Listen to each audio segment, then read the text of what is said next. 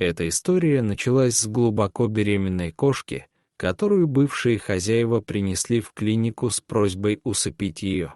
Однако, они оставили ее и ушли. Вскоре после этого родились 3 котенка, 2 девочки и мальчик. Волонтерам сообщили об этом случае и дали срок всего сутки, чтобы забрать питомцев, иначе их жизнь была бы прервана еще до того, как они начали жить. В то же время решили сохранить жизнь кошки-матери, которая получила имя Кассандра.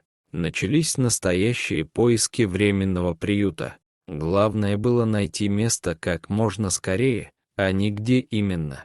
Вскоре был найден подходящий временный приют, и питомцы были перевезены туда. Кассандра, мама-кошка, оказалась очень умной. Она понимала, что они живут в доме на птичьих правах, и старалась не доставлять временным хозяевам лишних хлопот. Вскоре временные хозяева попросили забрать всю семью, так как они уезжали в командировку в другой город. Тогда пришлось взять на себя ответственность одной из волонтерок, хотя у нее дома был недавно карантин по поводу лишая.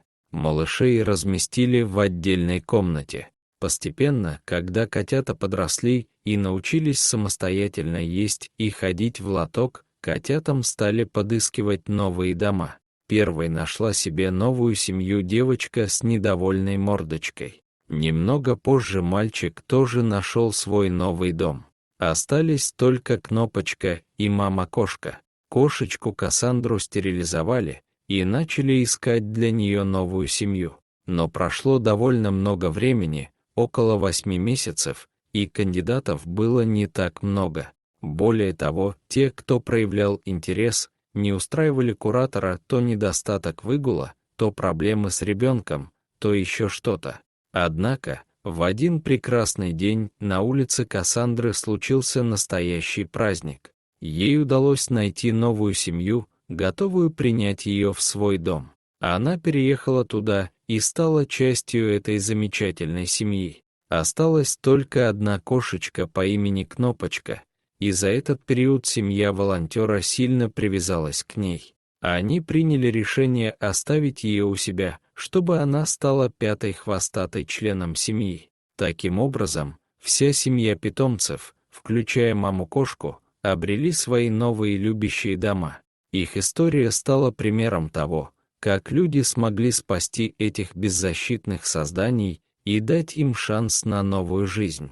Благодаря волонтерам и заботливым людям, эти котята получили возможность расти и радовать своих новых владельцев своими игривыми прыжками и мурлыканьем.